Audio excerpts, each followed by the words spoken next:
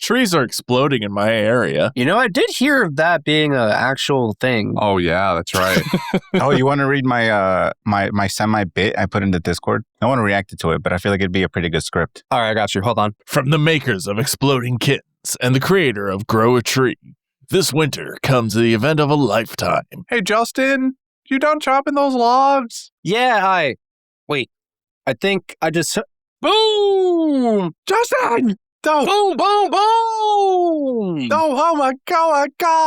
Oh my god! Spontaneous combustion. I said spontaneous combustion. Coming this week to a theater near you.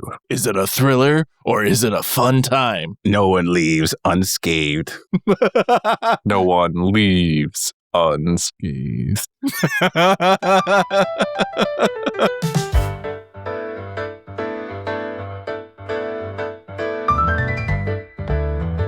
Should I read my own summary, or should you read it, or should he read it, or he read it? I'm happy to read it. All right, cool, great. I can't read very goodly. Oh, wait, I want to try something. Oh, all right. You want to try something? Oh, Yeah, you'll know when to come in. All right, give me a sec. Okay. what? I can't wait for us not to know. Hopefully, it doesn't suddenly end mid-reading. Right.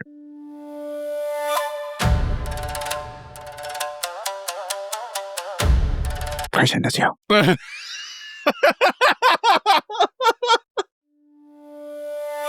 Despite the dust having seemingly settled in the land of Wano after recent events, our pirate friends are still giving us some exciting updates. In Udon prison, Chopper has successfully cured Luffy and reinvigorated his appetite. After inhaling some dumplings, Luffy goes back to training his Ryuo. Old Man Hyo offers his assistance once more by challenging Luffy's Ryuo with his own. Hyo believes that if Luffy can master this technique, he just might be able to defeat Kaido. Additionally, some fellow prisoners arrive to pledge their allegiance to the Rebel Alliance, and they turn out to be 4 Yakuza leaders who reigned over different regions. Over in Curry, Ashura Doji has come in super clutch with 2 huge supplies. First, the blueprints to Kaido's mansion, and second, a fleet of ships.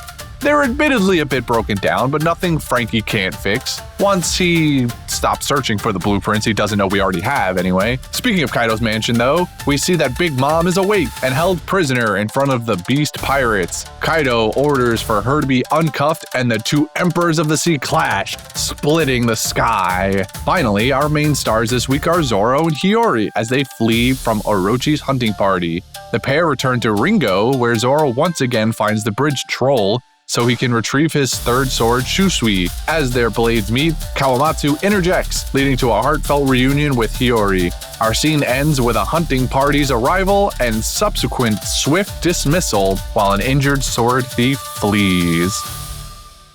I thought the music was gonna cut out for a quick thing and then go. See, I thought he was reading the summary. So when I hear the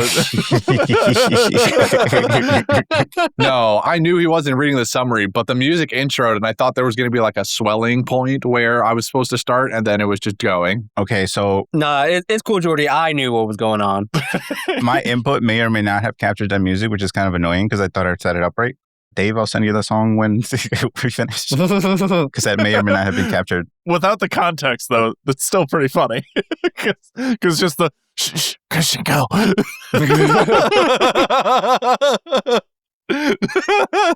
All right, so what happened this week in the One Piece? Well, for me, a lot happened. Well, yeah, let's Let's unpack that. I know we have this week to get to, but let's get to Devin, who hasn't been here in another 3 or 4 weeks. So what did you watch? 16 episodes or something? I was on 936. God. Nice. Roughly 20 episodes minus a few. God damn. Perfect. Yeah, he missed the last 4 recordings, basically. Yeah. That was a lot and I did it all last night. Nice. I'm not tired. You're tired. That's my secret, Cap. I'm always tired. What did you? So what is your feeling about it, how it went down exactly?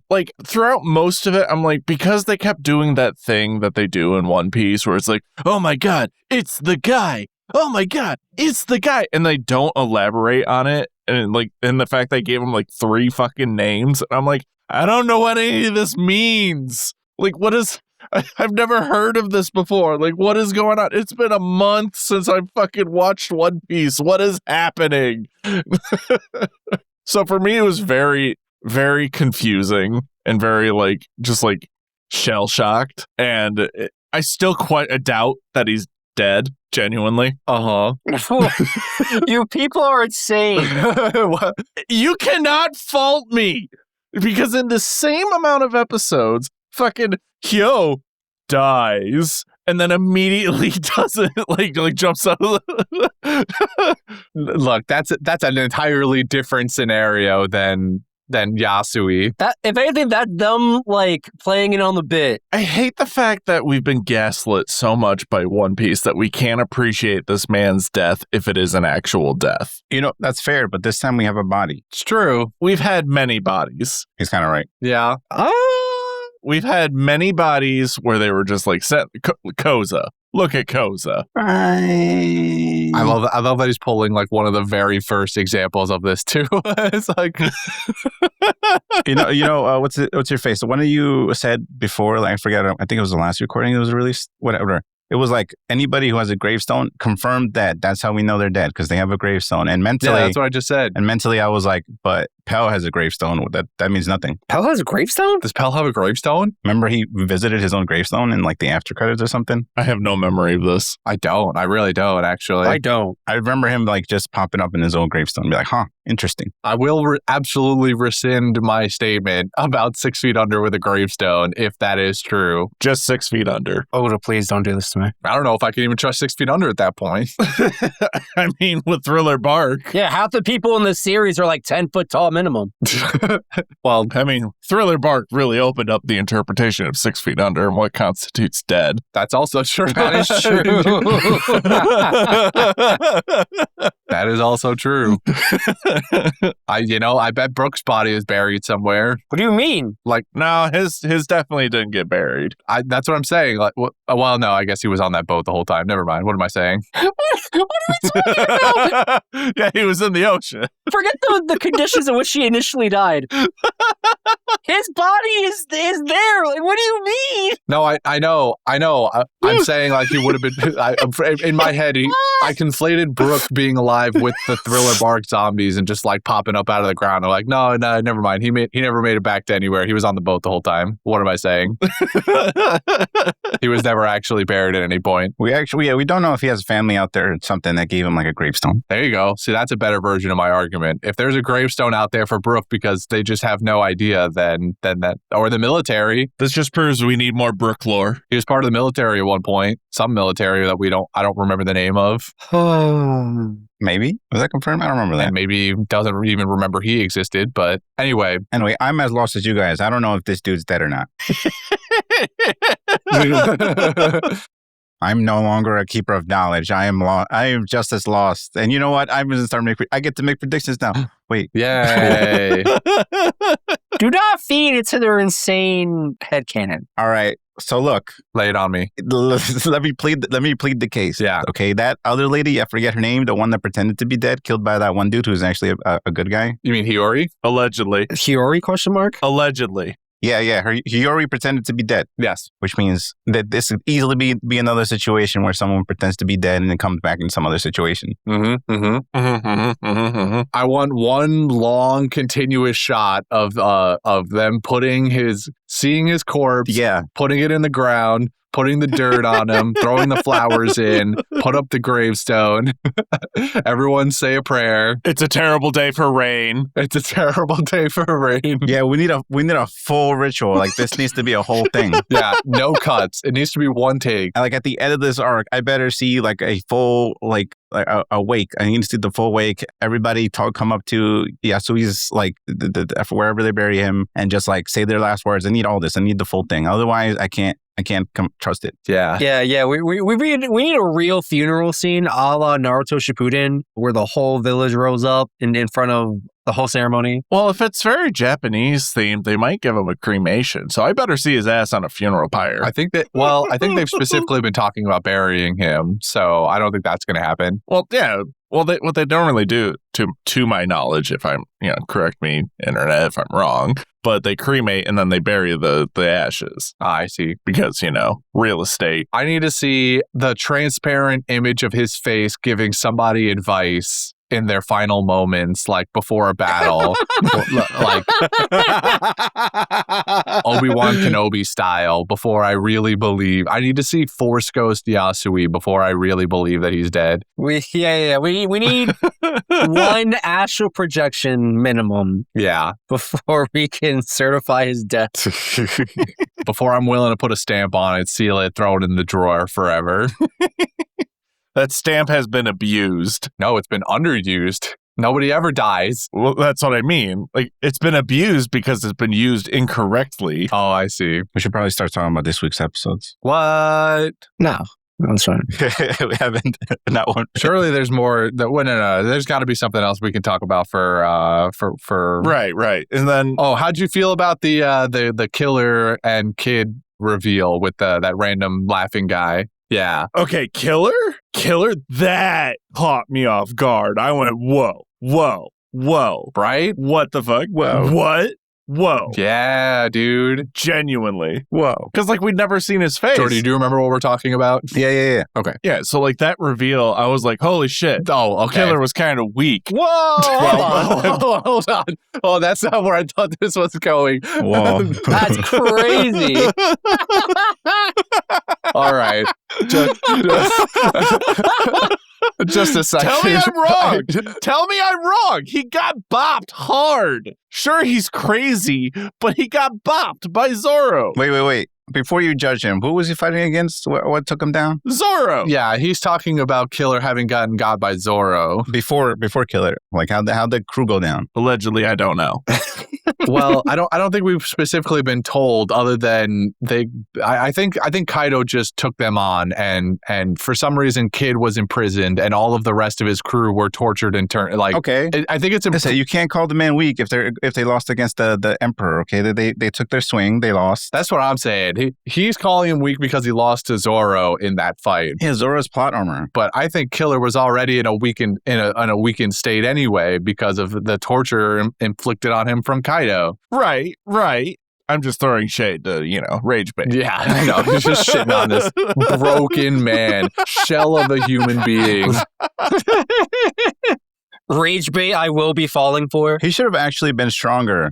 Genuinely, before I was just thinking when he fought Zoro, I was like, oh look, Goon of the Week, right? Mm-hmm. And then now finding that out, I'm like, man, they did him dirty. Oh yeah, they really did him dirty. I think he should have been stronger because he had the evil buff, right? Whenever a character goes from good to evil, they just immediately become 400 times stronger, and everybody in the crew is like, whoa, have they always been this strong? Yeah. Yeah.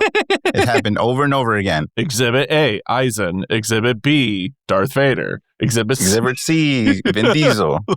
Wait, what? Vin Diesel's crazy. Mm-hmm. Does Vin Diesel go evil? Yeah, he goes bad in one of those movies. He goes bad in one of the Fast and Furiouses, and he takes down the whole crew. Oh, the whole crew goes against him, and they have a really hard time fighting him. I mean, he's also technically a bad guy in Riddick. Yeah. Yeah, it's a classic anime thing. Once they become good guys. I'm just saying, he should have got the evil buff. Yeah, it's true. I don't know what's more important, the Killer redemption arc or the Zoro glaze. I feel like the fandom sort of picks that one. Well, I don't think Killer's ever going to get that redemption arc, so. That's what I'm saying. This is a Zoro glaze wins every time. Oh, absolutely. Yeah.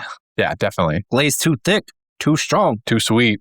So anyway, how do you feel about Queen and his devil fruit, Brachiosaurus mode? I mean, dinosaur. That's true. Dinosaur. I fuck with dinosaurs. Although, or give me the lowdown on the whole prison thing too. It doesn't have to just restrict it to Queen. Right. So Big Mom. She big. Okay, we all hate Amnesia, right? Mm-hmm. Yeah. The bits were funny. I genuinely laughed out loud, though, when she just fell asleep and his plan was, he did the smartest thing anyone's done in One Piece. Genuinely. Queen, should, I don't know if he got the ham for that week. He genuinely should have, because he did the smartest thing, which is fill that bitch up with tranquilizers, put the fucking stone prism, cuffs on her, chain her up. I don't feel safe. Keep chaining. I don't feel safe. That's what he said. I know. I love that that's the actual line, too. It's like, I don't feel safe yet. Put 100 more chains on her. Load her up with 100 more things with horse tranquilizer. Go, go, go, go, go. And then they just fucking book it. They sped run. They basically teleported to Kaido. They said, we need to leave now. Yeah. That's an anime mastermind. Nowhere in any show would they normally like fucking just leave them be and like try and fight it like a typical One Piece fashion, which is, you might be an emperor, but I'm fat and a dinosaur. I could take it. No, he knew. He did try it. He knew where he was on the pecking order. He realized, I fucked up. No, he tried it. No, he tried it, and he got bopped. He still fucked around. Mm-hmm. He tried the off the ropes maneuver, and that didn't work. And then he got thrown around like a lasso. It was kind of crazy. Yeah. And then he realized that, she was holding back because he knocked her senses into her. Yeah. Do I hate the idea of Queen kind of being the Deus Ex Machina that takes Big Mom away from Luffy? Yes, because it's kind of lazy. But at the same time, because it is so glazed over with the humoristic aspect of, oh, fuck, we got to get this bitch out of here. Trank that shit up. Another point in his favor, though, is that he was right. As soon as she woke up, she started scrapping, and Kaido was like, no, I'm not having this. Get out of my island. I told you not to come over here. Get out of my house. Yeah. You are allowed in my kingdom. Kaido immediately wanted to run the fade. And they did. They immediately fought. And they did it. Although I do like the moment before that where Big Mom wakes up in transit already and she's just like, I'm tied up, huh? All right. You got any red bean soup? No, not for you. All right. That sucks. Bad. And then immediately falls back to sleep. Just like, all right. Wake me up when we get there. It kind of reminded me of the scene from Jurassic Park 2 with the T-Rex in the boat. It's that energy. Yeah. But also, their fight also reminded me of just like Kong versus Godzilla. So I enjoyed it. I enjoy kaiju battles. I look forward to seeing where their fight continues to go. I want to see these two titans of pirating just fucking go at it. I think that about covers everything that I really cared to know from Devin about the previous episodes. So Kappa, love him. Question, is he a fish man? I don't know. Is he a fish man? Like, he gotta be, right? Like, he must be like a sub. He's Kappa. Yeah, Zoro confirmed it. Zoro confirmed it this episode, right? He said fishman. He asked the question. Fishman? I mean, sure, Zoro may have said it, but that doesn't confirm it necessarily. No one denied it. Kawamatsu didn't even hear the question. He was like a mile away. He chuckled. No, he chuckled. He said, hey, that's confirmation to me. I mean, I think it should be confirmation of the exact opposite. He's like, silly human, doesn't understand what I'm a Kappa. Silly little guy. Human brain so small, he only understands fisherman, but not Kappa. I mean, do I think he's a fishman? Yeah. Is it confirmed truly? I don't think so. No, I wouldn't say it is. Bet on it. Okay, that's what I thought. I don't know what kind of fishman he'd be.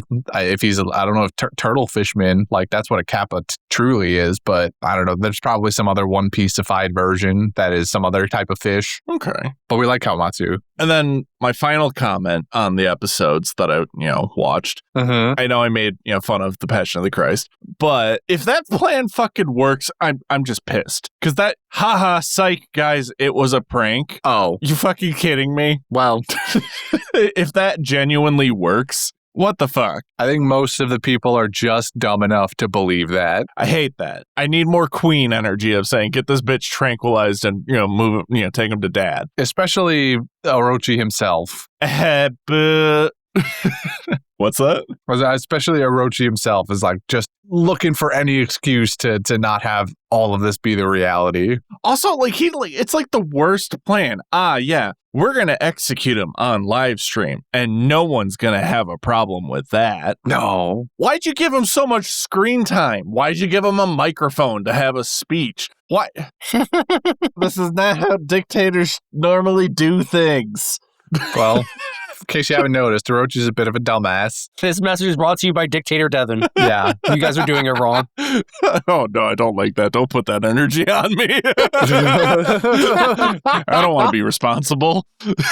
See, Devin, you're thinking about this all wrong. You're thinking of this person's like in Kaido level sort of dictatorship. No. This is like a spandom to dictator. Okay, this is someone who's like Yeah. just in that position for the sake of it. They're not really like in charge. Well, so speaking of locked away flashback characters, so of the swordsmen, right? How many of them are there? Like 7, right? 9. 9? Okay, so how many of them do we have currently? How many Pokeballs in the index do we have? I think we have basically all of them. Because I'm pretty sure there's one more, because in the flashback, there was like, all of them like chibi young and everything. But then there's like someone in the background that looks like they're wearing a gimp suit, but I'm pretty sure it's meant to be silhouetted. Hold on, let's count it off. So we got Kinemon, Kanjuro, Raizo, Kiku, Kawamatsu. That's 5. Ashura Doji, Ashura Doji, that's 6. Momo. Momo is now 7. Did you say Kawamatsu already? Yes, I did. We're missing. I know we're forgetting at least one more. I just can't think of it off the top of my head.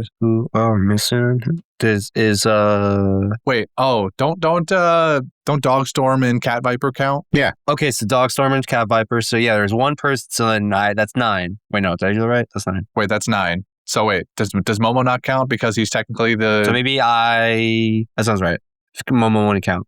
So now we have 8. So one person is missing. So that's 8. So we're missing 1. So maybe Devin's on to something. Maybe there's a 9th swordsman in the wind. I'm pretty sure we know the name of the person. We just haven't actually met them yet. Zoro. It's Zoro. Shut up.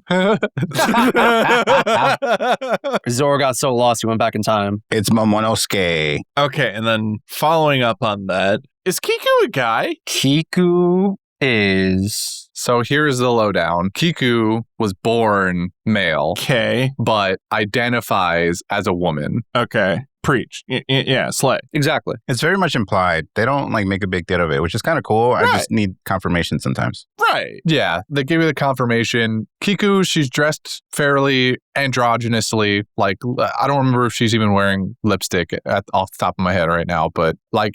Could it go both ways? Yes. But she's always referred to with she, her pronouns throughout the time she's on screen. So you just assume that. And then in this one, you just get the extra little tidbit of people in the past having known her as the most beautiful swordsman. And that is what confuses them. And then she corrects and says, yes, that is technically true, but I identify as a woman. I'm a woman. I put on my Oni mask and then I fuck up the whole prison. Yes. End scene. The Oni mask was a little bit... What? What do you mean? That was cool. Yeah, it's the bad. What do you mean? Let me clarify. It was cool. It was very cool.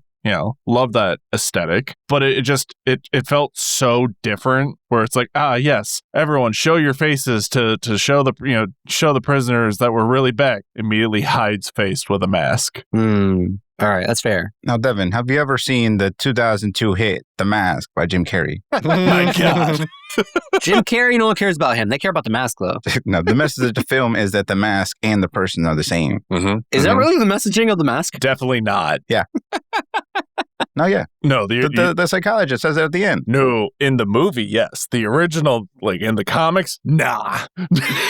There's a comic? Yes, there is a Marvel comic series of The Mask, and it is dark. Oh no, he's I read the book clown. I don't want to engage. No, I never read it. I just know of it. Well, one of you is too deep in the weeds. I just can't tell which one it is. Anyway, we're moving on. Maybe it's both. Actually, the book was better. Actually.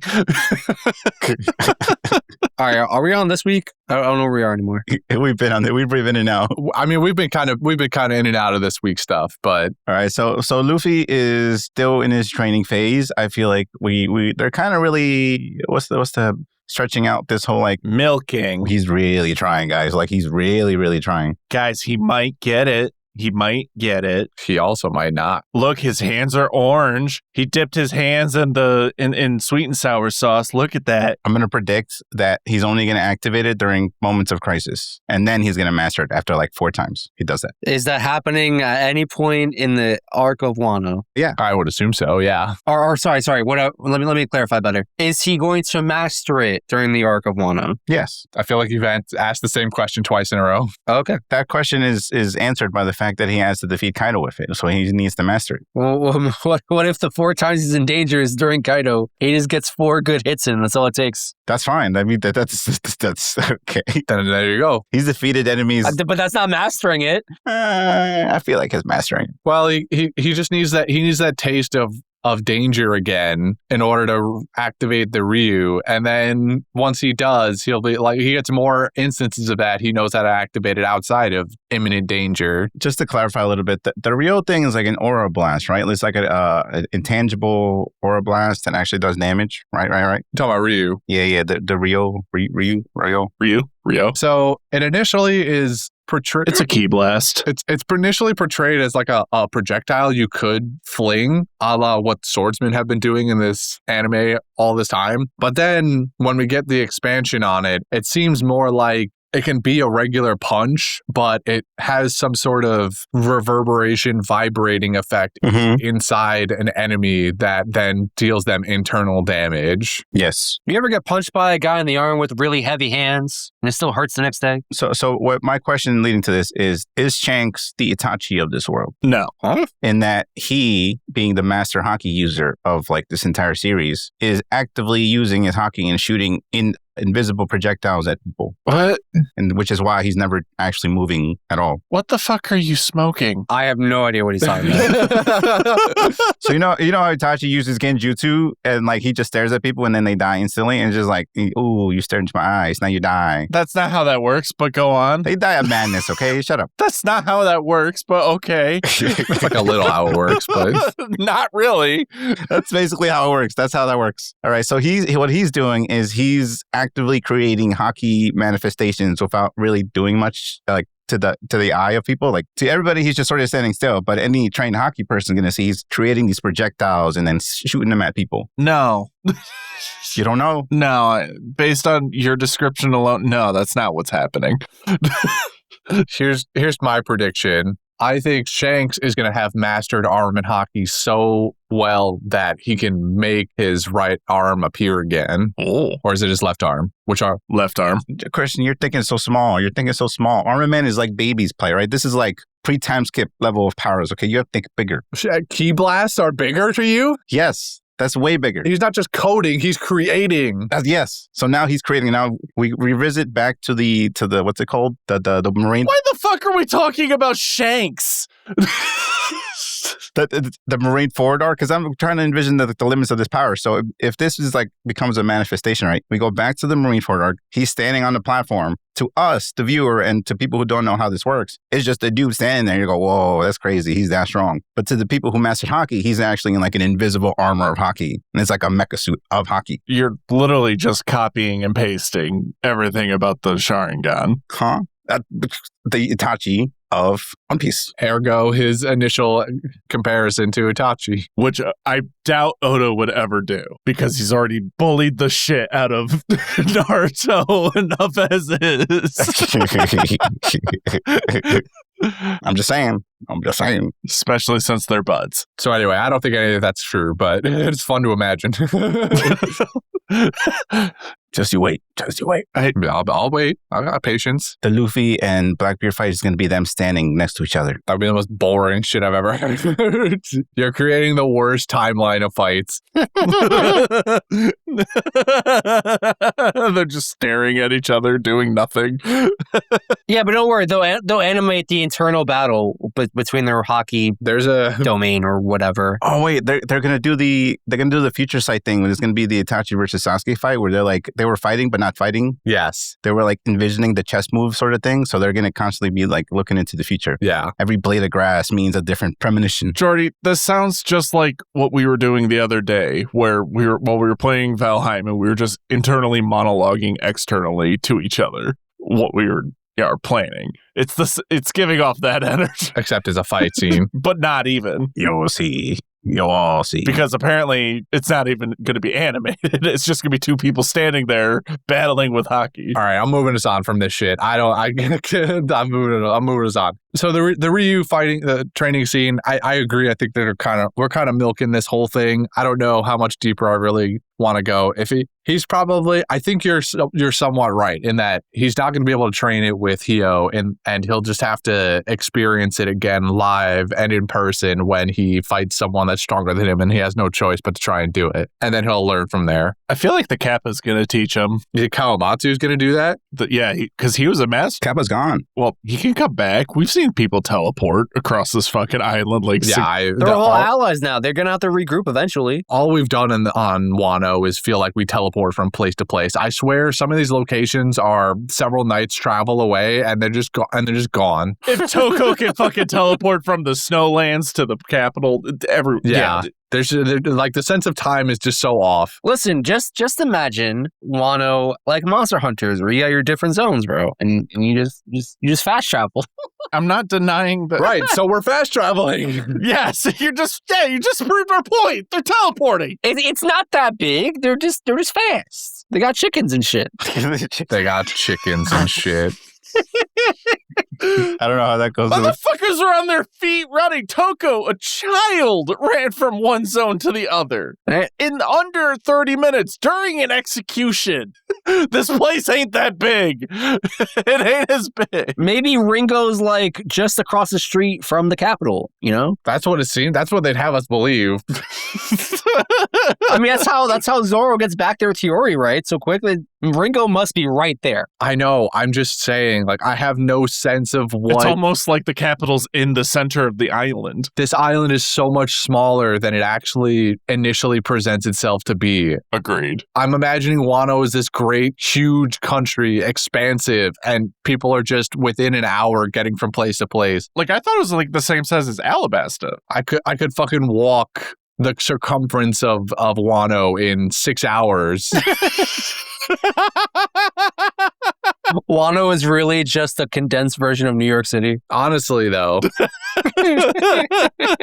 Take any big city and it's basically Wano. I mean, Wano is Japan, right? Japan, the country itself. So Japan's not that big of like a... Yeah, it's Japan inspired. Yeah, Japan's not that really big of a country. I can't walk end to end of Japan in one day, though. Oh, not a day. No, you can't. No, not a day. But you can walk it. Walking is possible. So yeah, we got the prison gang. We out. We're gonna do help. Kawamatsu has actually met up with Zoro. Yeah, I'm most interested in what's happening in the snow biome right now with Kawamatsu and Zoro getting his sword back. Honestly, all the Luffy shit I can miss. I don't care. I've learned so far after catching up on all these episodes is that I genuinely do not give a shit when Luffy speaks. Damn. Like when everyone. Damn. Well, I don't know if I go that far. His little thing with Momo was cool, but God damn. Yeah, I don't know about like hating all of the Luffy stuff, but definitely the side plots, the side plots are more interesting here. Yeah, I think Luffy's main plot of just being stuck in prison is the weakest. Yes. Subplot we're following, but granted, they did subvert our expectations with it. I won't deny that, but I'm just done. I'm done. You feel subverted? What part of it feels subverted? Well, they didn't do the typical bullshit of Luffy fighting Queen to break his necklace cuff. Instead, Big Mom fucked everything else up. I would have rathered that. Would you? What? The Big Mom, we got more Big Mom fucking amnesia. We got amnesia plot version 2. But we fixed it. Yeah, but what was the point? What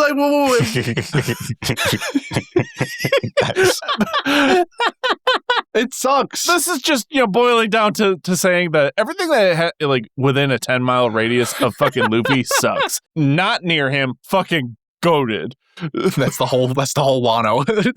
Yeah, it's the whole land of Wano at this point is what we're talking about. The whole land of Wano is 10 miles. Okay, my bad. My bad. Let me 1 mile. 1 mile radius. There you go. A little bit better. Anything in a 1 mile radius of Luffy fucking sucks. Boring as shit. Don't care about it. Show me that shit where Usopp is doing stuff with a frog. You got a frog. That's fucking sick. Yeah. That's the people are looking for. Zoro doing sword things. Nami, she's breathing. Oh, Zoro did actually good old fashioned Zoro that the bridge guy. It's been a while since a Zoroing actually worked. I got excited. I thought he was crab guillotining. Oh. And I got hyped. I'm so sorry. It's okay. I still got there. Did he Zoro him, though? Because, like, he basically gave him a belly uppercut, knocked him back down, sat on his chest. Then the bridge troll guy got up, whatever, they squared up. Kawamatsu intervenes. I don't think he Zoro'd him because he used the back of his blade. Exactly. He did Zoro. I will say we did get an official Zoroing, but it was with a, Kappa and Zoroing. We're just goons. And they were gooned. It was a way of Oda telling us that this Kappa guy is just as strong as Zoro. Yeah. And also that they're both green. That's why they have symmetry. Yes. Yeah, they were just so in sync. I gotta say this. I fucking love the green hockey color for the Kappa. I love that. Fucking, finally. It is nice. Some variety. Yeah. I appreciate the yellowish orange too for like Hyo's Ryu as well. Well, that's Luffy's. Hyo's is more like purplish, I think. Maybe. Either way, If Zoro's quasi-descendant of Wano, does that make Kawamatsu like a cousin? potentially. Maybe. That's where Zoro's from, is from the Kappa village. Yeah. No. All of them were actually turtles. Although that's not impossible. What if the nickname Mosshead is like low-key a hint in all of this? Yeah. Oh my god, wait, I forgot to... Hoda's been throwing it in our face the whole time.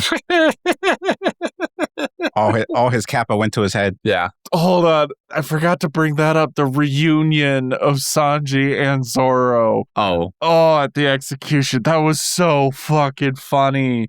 And then seeing Zoro save the girl and Sanji fucking just like, he knows a woman. What? Yeah, the progressive overload on Sanji's psyche that Zoro is talking to a woman friendly, then gets to pick her up.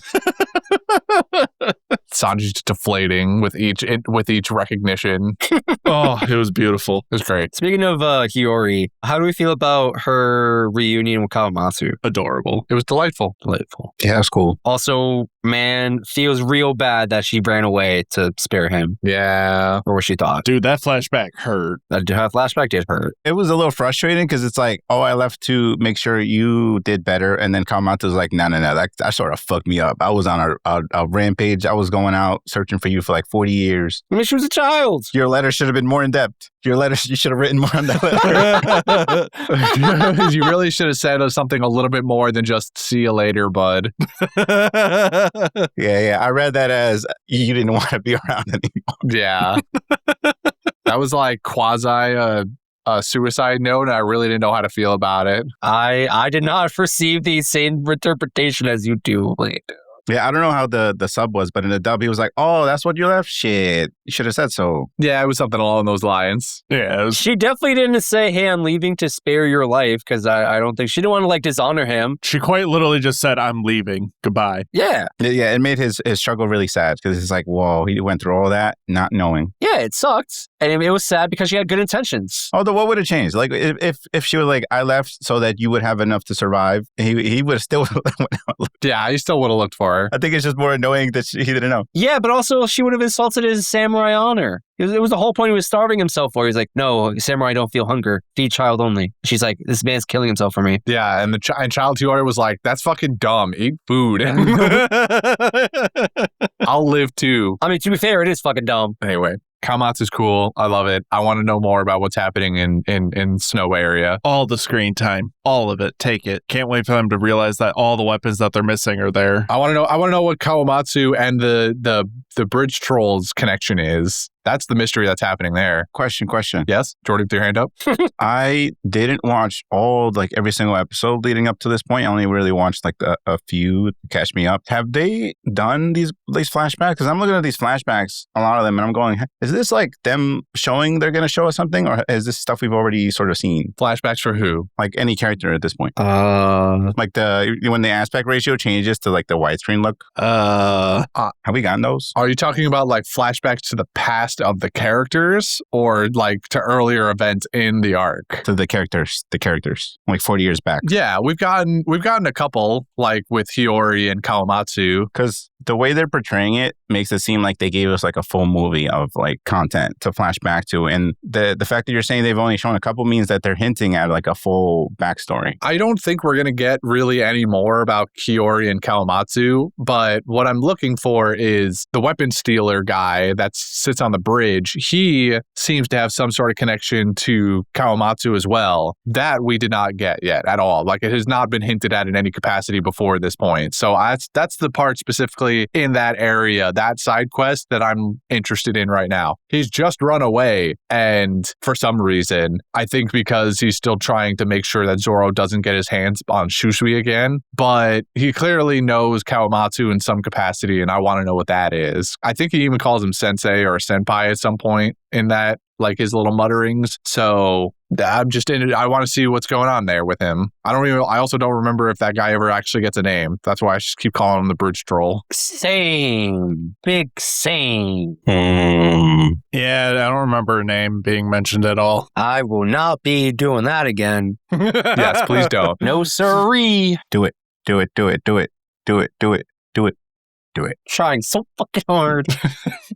I got the gun pointed right at you. You know what really like fucks me up? Go on. Is that every time I finish the episodes, I'll like go through the wiki pages, just like, I don't know, helps me reinforce whatever I know or just go over certain things. These summaries go from sword thief to, hey, here's a wiki page with his name on it. And I'm like, I don't think they said his name yet. Yeah, I don't think he has a name. So I'm not going to do it. If they ever did, they mentioned it super casually, and I don't remember it. So, anyway. If you don't remember, I don't remember. No member. No membies. No membies. I don't feel like there's a lot much more to talk about. Does anyone else have any particular? Shout out to Ashura Doji, though. Oh, that's true. But also, can someone call my boy Frankie, please? That's true. We did get that stuff too with the reveal of having the ships and the blueprints. Mm-hmm. This man really has been working overtime in the last 20 years that just nobody knew about. Mm-hmm, mm-hmm. Do they really need the boats? Yes. Yeah. They have to sail to Kaido's island. We have thousands of soldiers, tens of thousands potentially now that we need to get. There are dozens of us. There are dozens of us, literally dozens. Thousands. Yeah, we need these ships.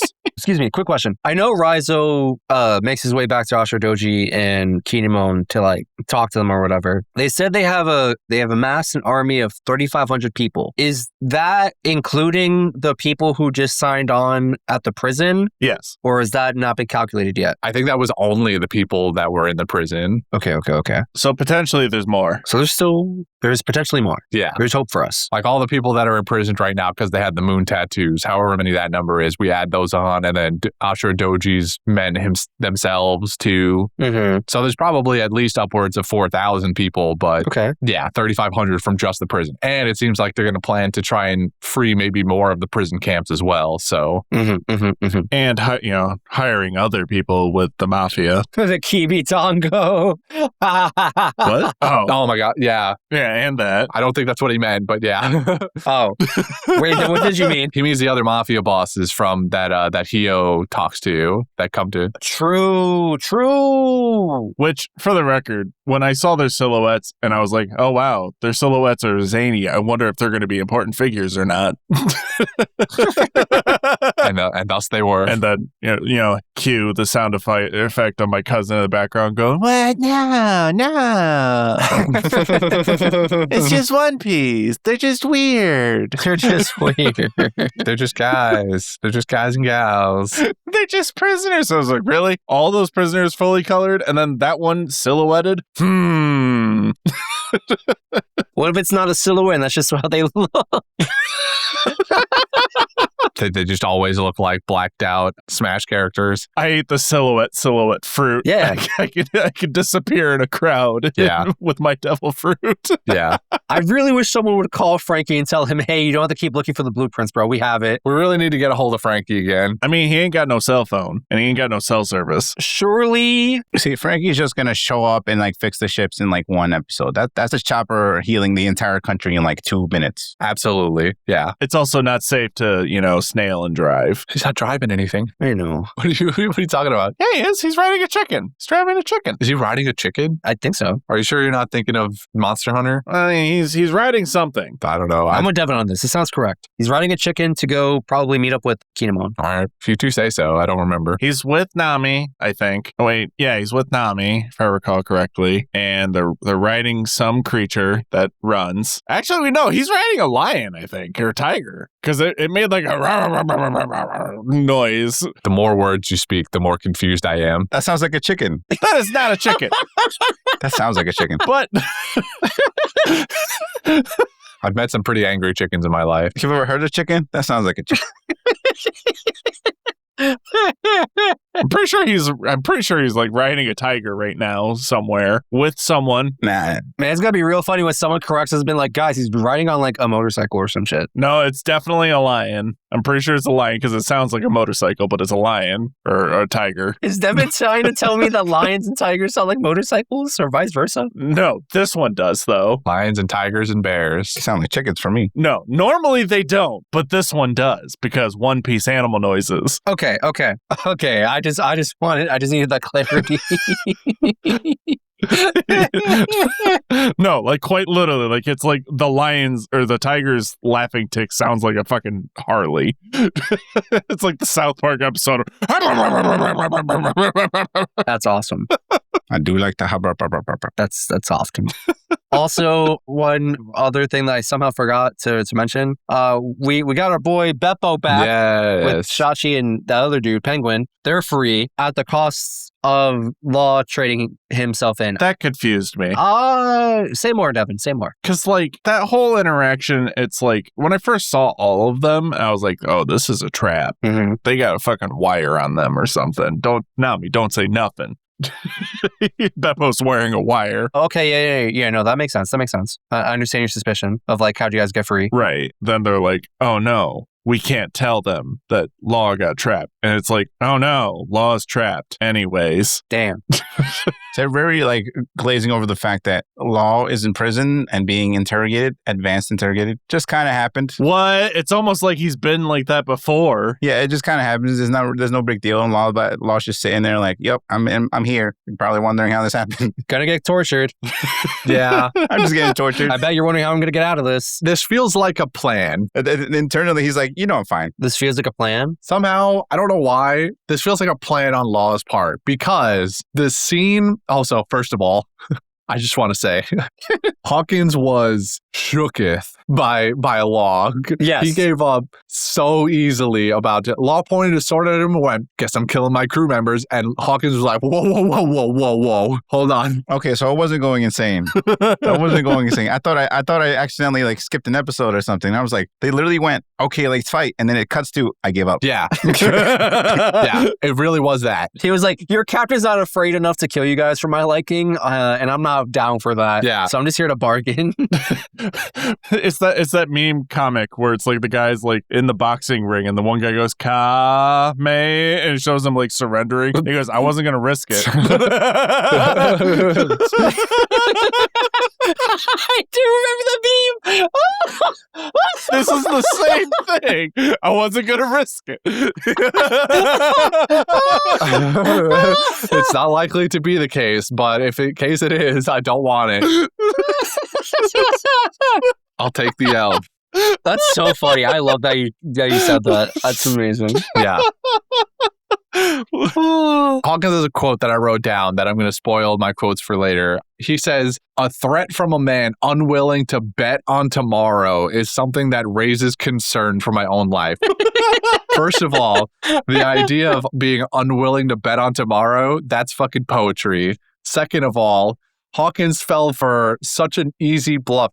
It's because of his own personal relationship with his crew.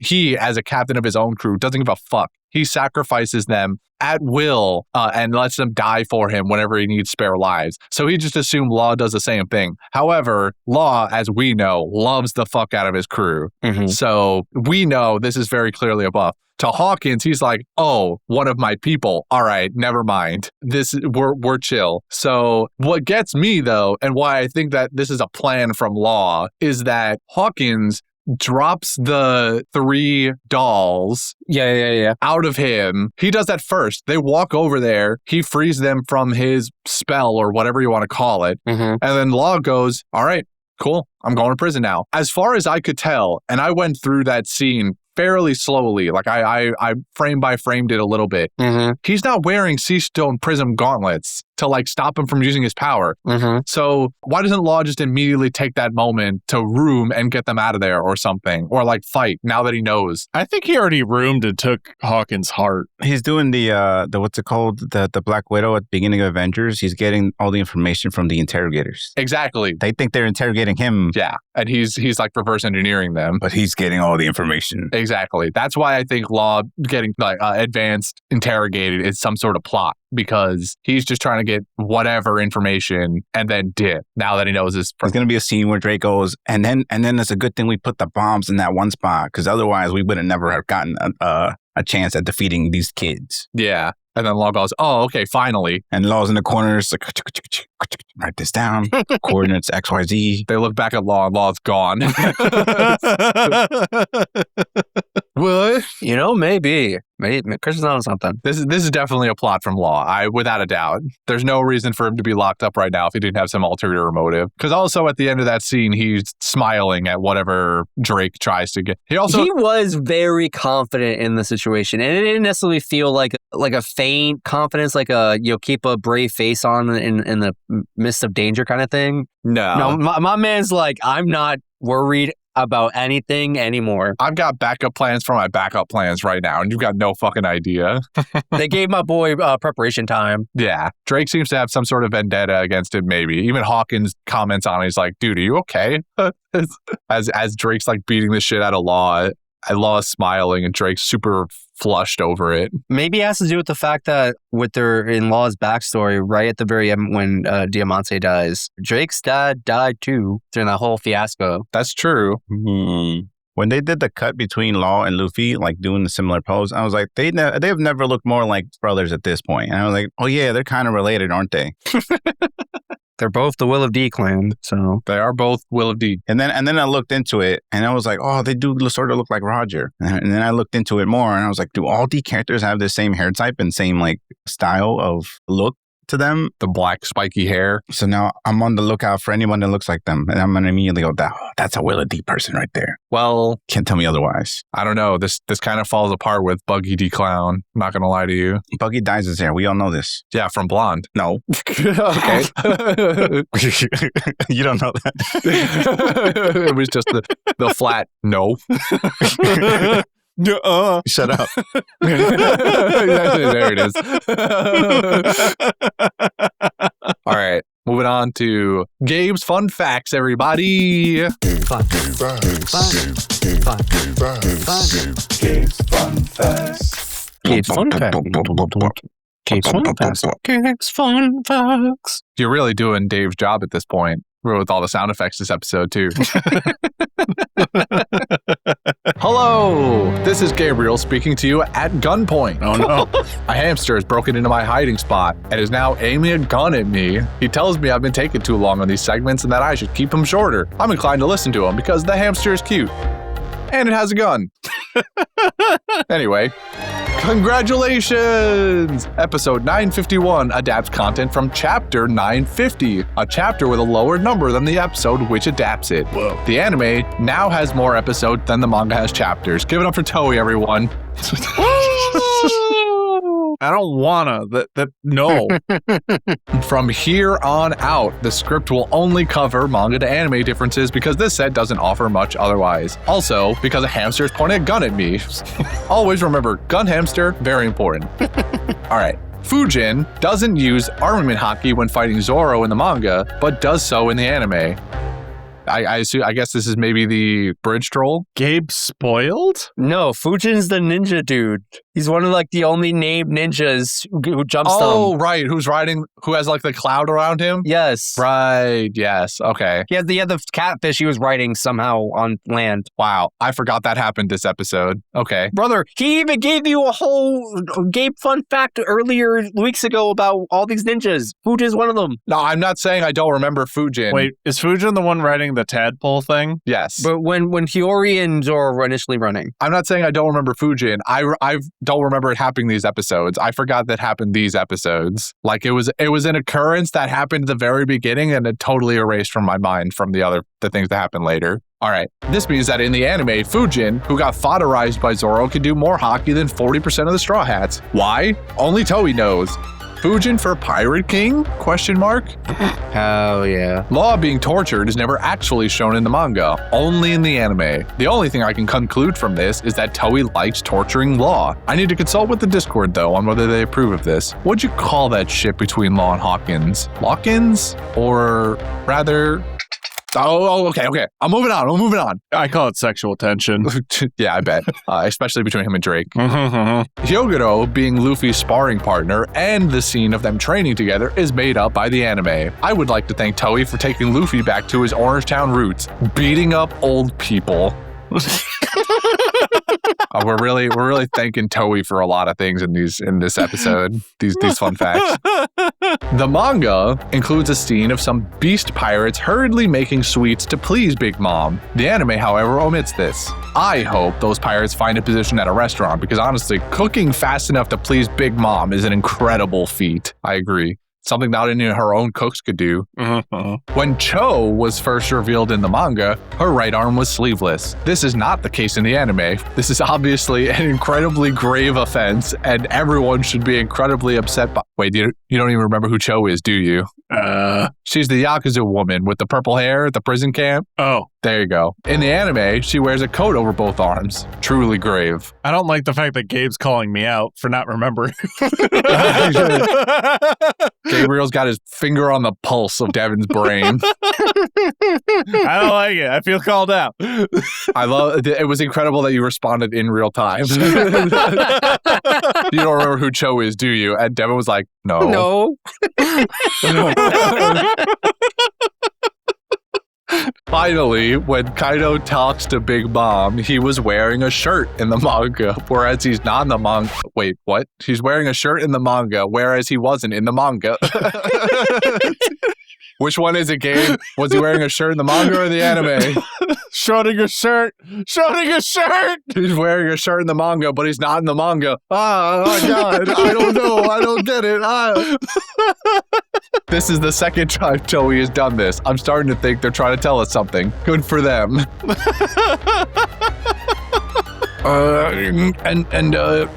That's it. Nothing else to say this week. The funny faces some of the Straw Hats make in this set and their bounty posters are based on traditional Japanese art, also known as ukiyo, which used to be really popular in ancient Japan. These paintings were drawn on wooden platters with the painting subjects in a void. Most distinctly, ukiyo doesn't use traditional methods of adding depth to an image, which created some rather unique-looking illustrations. These ukiyo were really popular during the Edo period and would often depict kabuki actors, sumo wrestlers, and beautiful women. People in the middle classes back then would hang these on their wall for decoration. So you could say that the ukiyo women on them, like ancient versions of pinup girls, which I think is kind of funny. Okay, there, I'm done. Got that out of my system. Okay, I think that segment was not what the hamster wanted me to do. He looks really mad. Great, now I have the Orochi Wanibanshu and a gun hamster on my ass. Gotta start running. See you next week, everybody. Have a nice day. Thanks, Gabe. All right. Whew. Did another tree explode in my neighborhood, or is that gunshots from a hamster? Let's play the game. Tree explosion or gunshots? Dang. I love that you could tell it's specifically from a gun that a hamster is wielding. Yes. You learn a thing or two when you go to war with animals. Yeah. You go out hunting, you get held up by a hamster with a gun. Or a raccoon. It happens. He's going to write a novel about the Raccoon Federation in the future. All right. Next week, what are we doing? 9:54 to 9:56. Excellent. Thank you. Anyone got quotes? I got too many. All right, you don't count. Too many. Wow, that's a stark contrast. Well, he's got weeks worth that don't include today's episodes. As far as I'm concerned, that doesn't mean anything. This man pretty much only ever comes in here with sound effects. Bold of you to assume that they're not also just sound effects. Everything's a sound effect if you think about it. Devin, can you confirm? Sound effects. All right. Well, I stand corrected, I suppose. You win this round, Justin. You're not his advocate for no reason.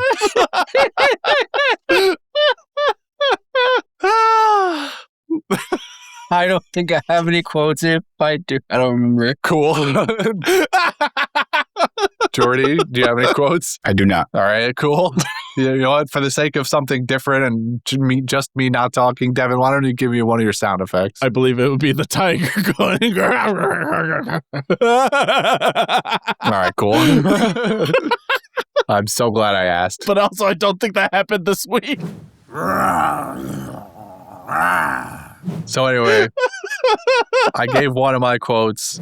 If you want to win, there are 4 lives you must extinguish. The 4th life would be my own, of course. But the other 3 before me are your own crewmates. A captain must take responsibility when his crewmates screw up. I'll settle this in one cut! Watch! You wouldn't dare. The other one comes from I don't remember his name. Sorry, Gabe. The giant forehead guy from the Oniwabanshu, who is their de facto leader. He says, in the world of pirates, betrayal never goes out of style, which he's talking to Orochi at this point because Orochi's getting fed up with the lack of results and the fact that people keep getting away. Now we have 2 of their masterminds under our control. They're helpless. What are you doing with him? For pirates, betrayal never goes out of style. Right now, we're putting that to use. Wait. Oh, wait, are we talking? Oh, okay. I don't remember this guy's name off the top of my head, but I just realized 12 head. Giant forehead guy.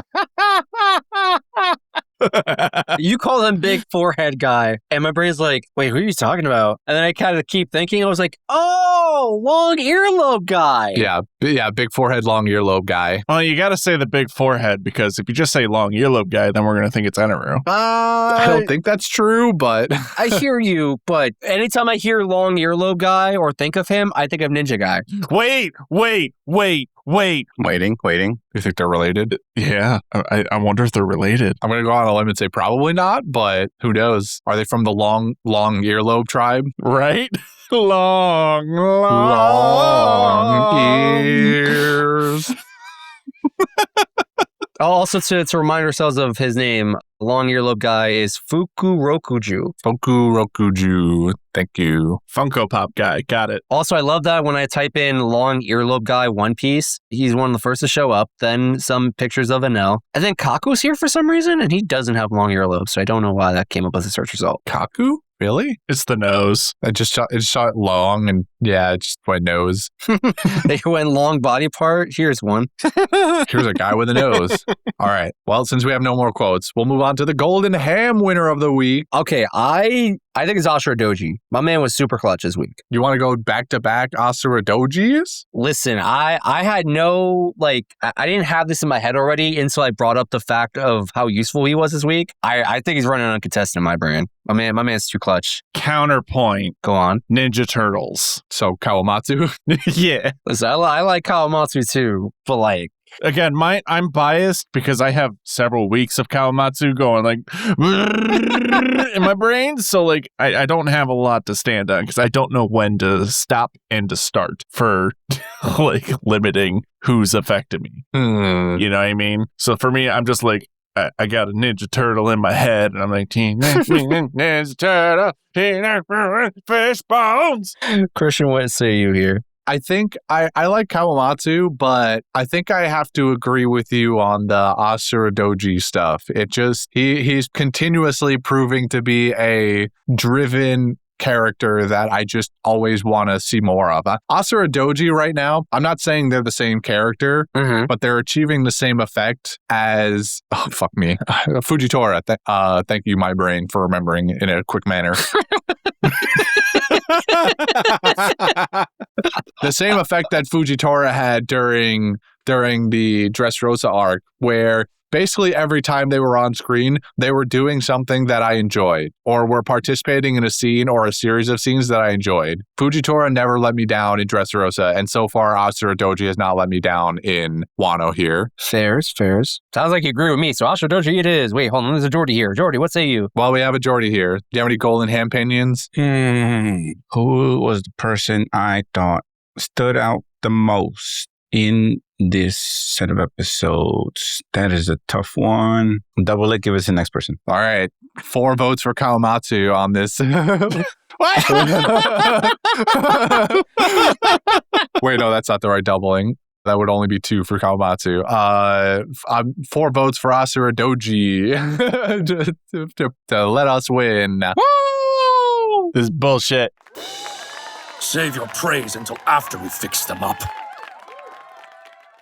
Wahoo! Wahoo! All right, Ashura Doji for 2 weeks in a row. And my outrage may have been misplaced because I mistook the words that he said because I wasn't listening because I keep hearing beeping in my ears. It's okay. All you need to know is Ashura Doji has won it for the 2nd week in a row. Let's go. Man, Wano might be Ashura Doji's year. Have we given it to him before? Is this the 3rd one for him? Gave to him last week. Cannot confirm or deny this information. I don't remember. Mostly because I have not updated our Golden Ham list in a hot minute, which I need to go remember to do. You should do that. All right. After that, we've got the fan mail segment.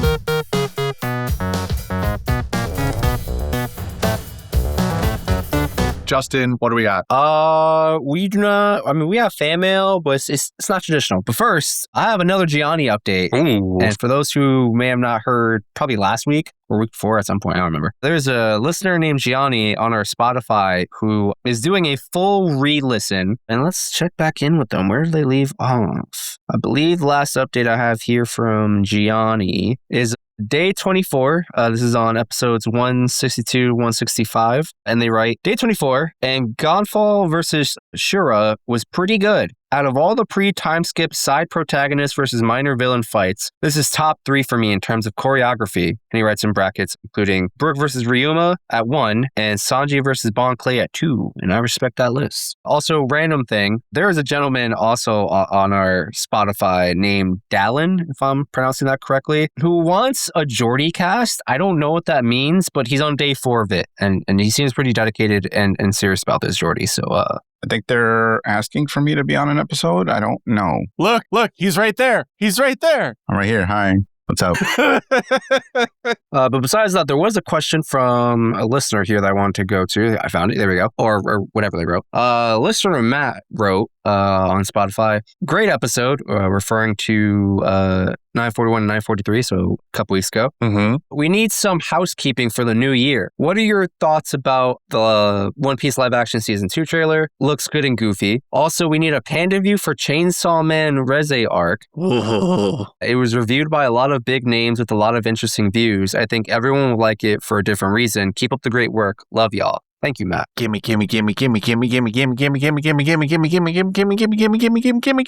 I am also very much down to review the Chainsaw Man movie, mostly because I haven't seen it yet. Same. And I've been meaning to sit down and watch it. Same. So content ideas. Gimme. I don't think I've seen the most recent live action trailer for season 2 of One Piece. I didn't even know it came out. I also have not. I heard there were some reveals in it. Like the one thing I heard several times was that people were a little bit unhappy with the way that Igaram looks. Like they thought that Igaram should look older, and it's a fairly young guy from what I understand that plays him. But otherwise, I don't think I know of any specifics from the live action. I tend to avoid trailers for basically anything, honestly. So I hear the little whispers from people that talk about it, but I never usually actually watch them myself. I have an idea for after this recording. But Christian, hear me out. Mm-hmm.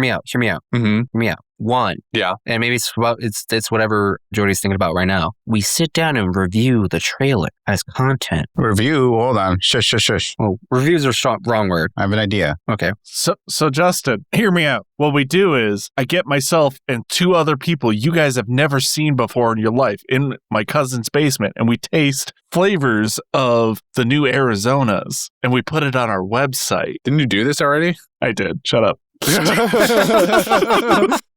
Also, it wasn't the new flavors. You literally combined them all and it looked disgusting. No, that file didn't upload. Oh. There's an hour-long footage that didn't. Part 2 coming soon. No, part I got random footage of that and I was like, what am I supposed to do with this? Yeah, I realized that after watching the little clip you made, and I was like, wait a minute, where's all the footage? It was getting dropped in the middle of like a situation and I had to piece it together. And by the end of it, I was like, oh, that's what you were doing. I've been struggle busting with getting the file uploaded because it's an hour long. Oh. Yeah, big files are hard to upload. Yo, you got to chop fruit that file real good, man. Like, there's a genuine moment where a can explodes in my hands. What the fuck are you guys doing over there? You should try compressing it. It was not my fault. It was carbonated, and we didn't know. It went kablam. Try compresso. Yeah, Compresso. yeah. You and I will figure that out later. But yeah. What do you mean you and I? You figure that out.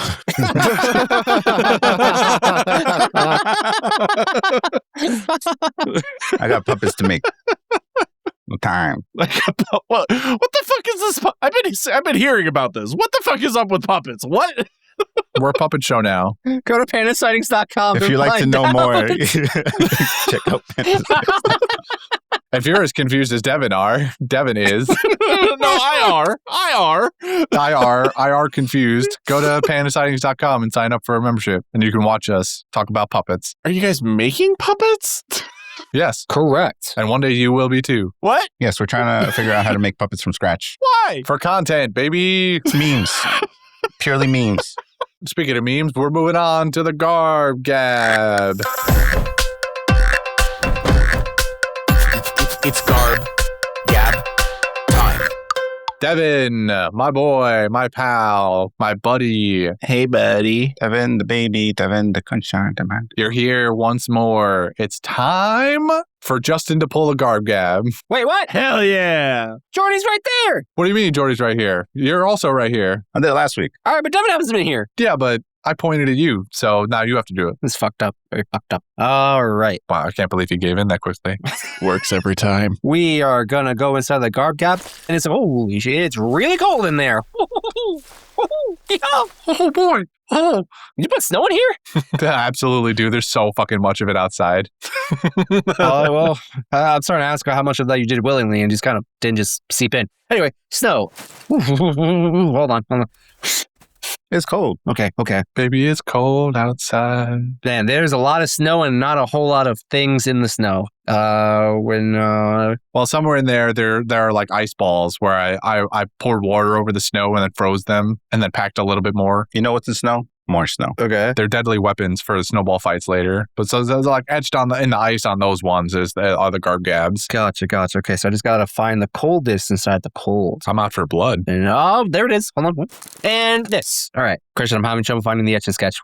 Help me out here. Here's a magnifying glass. You should be able to do that. God damn it, man. You and your, I wouldn't hold on to that for too long because I'm pretty sure that's also dry ice. you know, Oh, that's where I put that. it was making some crackling noises. Anyway, This explains the smoke. the Garbab thing here says, rain check. And the question is, in the midst of Winter Storm Fern, what's the best and worst parts about snowstorms? Fern? Hold on. That's the name of the winter storm we're currently sitting in. From Freerin? I didn't expect you to be that great at spell casting. Me neither, especially with such basic spells. All right, best part for me is something about snow, like fresh, powdery snow on the ground. It just feels nostalgic. It feels like it fills me with childlike whimsy and wonder again in a rather boring adult life. So that's one of my favorite parts about having a snow day kind of thing. As I'm older, I think I'm starting to realize snow can kind of be an ass to deal with. Worst part, I mean, there's a lot of bad parts, but the worst part about snow, as a guy who doesn't own a car, best to help his mother sometimes, taking out your car sucks. Honestly, the best part about this whole snowstorm thing is the fact that no one, and I mean genuinely fucking no one, is going outside. So at work, I am living it. Nice. I am like, got the space heater on, got my feet up, just vibing, just scrolling through TikTok, free money. It's free money. No crazy people asking me about their 3 and 4 digits. Nothing. It is pure bliss. And I get a beautiful, scenery of watching the snow fuck everything up for everyone else's day. Ah. That's me. That's messing my day. Ah.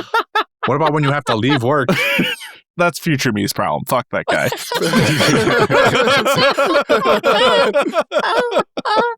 Devin lives in the moment. Devin surely lives in the moment. I'm sitting there. I got free coffee, free cappuccino, that is. And I'm just sitting there watching as everyone's being miserable. And it's great. And then eventually, then the worst part of the snowstorms come, which is when I have to go out there. And no one's plowed the roads for some reason. What the fuck? Yeah, what the fuck? Anyway, to answer the question, the best part about it, the snow. The worst part about it, the snow. Easy, next question. In simplest terms, yeah. It's all about the vibes we make along the way. True. The best part about it is the pictures that come afterwards for people who know how to do that well. Mm-hmm. Mm-hmm. Also, the other best thing is if you're tall enough, us tall people know this trick, and you have someone short walking with you and you see that snowdrift above you and tap it so it falls on them and not you. Ah, divine. Christian, do you concur? I'm not quite sure I understand what he's talking about, but Okay, that's what I wanted to confirm this. Devin's just an evil bastard. Okay. personally, my favorite part of snowstorms is just the extra excuse to make a cozy little hot chocolate and just sit on my couch and watch a TV show or something. I have made it no secret that I despise winter in almost every facet. So I make do where I can by being like, hey, you know what? I'm going to use this as another excuse to give myself a little treat, give myself the hot cocoa, little marshmallowy action, or a hot tea, a nice milk tea, whatever it is. Just curl up with a blanket and some nice show and just enjoy doing that. The worst part of snowstorms, as Jordy so succinctly put it, is the snow. The other worst part of it is employers that think that you will still need to go into work the next day. That part really grinds my gears. Well, yeah, how else are you going to enjoy everyone suffering outside? Yeah, no, what I'm talking about is my job currently is like, hey, you're going to come in. We're gonna have a delayed opening, and it's halfway through the normal workday. Nobody's coming into fucking work. I already know a handful of people that are like, yeah, we're calling out no matter what anyway. So the fact that they're gonna try and have the audacity to even just open up halfway through the day, I'm like, what's the point? Nobody's gonna be here. You're gonna pay a couple of brave souls like me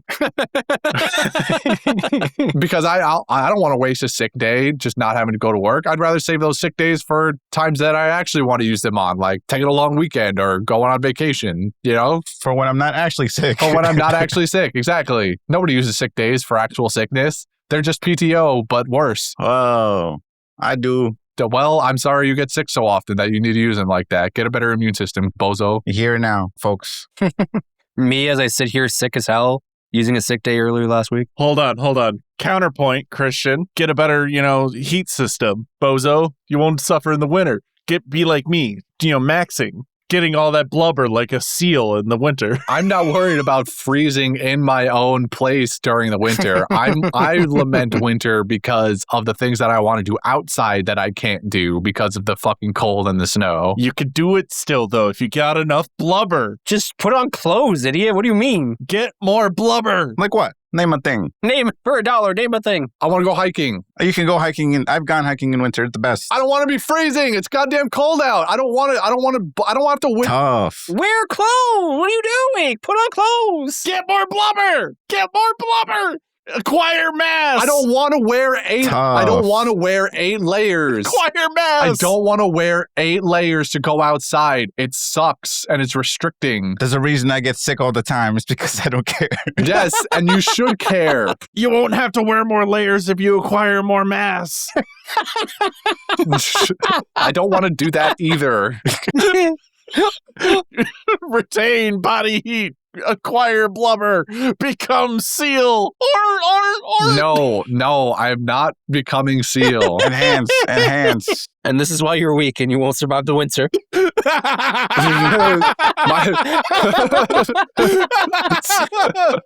The North knows. I hail from the people who created winter. Yeah, they apparently skipped your bloodline. Skipped the generation. It did a little bit. Yeah, it did. It skipped it. They created it and they didn't give you the patch notes, all right? I can exist in winter. I run hot. Which is why I hate the cold. Oh, look at me. I can exist well, but I hate it. It sucks. Look at me. I'm suffering from success. Wow. Look at me. That's right. I am. I'm suffering from success. This is bullshit. Winter sucks. Acquire more mass. Become seal. Acquire mass. See, you see, the real reason he wastes winter is because he wants permission to drink that hot cocoa. You don't need permission. You can drink hot cocoa whenever you want. It's true. I sell it at the gas station. I sell it during the summer. People get that shit all the time. That's wild. Drinking hot cocoa during the summertime feels like a sin. That about does it for us. Devin, do the thing. If you wish to support the show, consider checking out pandasightings.com, where you'll get extra content like in-person recordings and vlogs. There's also a merch store where you buy a little something for you and a loved one. Please, the hamsters will eat us if they don't get fed. They need to acquire the mass. We also have 2 other shows, Panda View, where we review different media, and Panda Sightings Podcast, allegedly. I don't believe this one's real. Where we simply just yap. Available on all major podcast platforms. Like this one. Brought to you by Amass. Acquire it. We just have a trademark, a copyright on mass specific play. This episode brought to you by hand warmers. Which kind? Don't matter. Stuff them in, get warm. Do a little dance. Get a little warm. Shake a little hands. See that sock? Boom, hand warmer. See that block of dry ice? Boom, hand warmer. See that dog? Shove your foot underneath it. Boom, hand warmer. You rip it open, you shake it around, put it in your pocket, warm, instantly. A life hack for the rest of your life. All you need is a jacket with vest and nothing else. You can be completely naked and just have a jacket with vest and hand warmers, and you're warm for the rest of your life. With enough blubber, you don't even need that. So you're Winnie the Poohing it, but with a puffy jacket and a vest? Yeah, hand warmers save the day. Oh, and hand warmers, yeah. Yes, that's the reason why this works. Right. Because you have the hand warmers. Yeah. I gotcha. All right, so I'm going to go Winnie the Pooh it outside real quick to go shovel up my mom's truck. I'll report back to you with results. Good luck, buddy. We're donezo. All right, bye-bye now. Bye, everyone. Mwah. Night. Love you.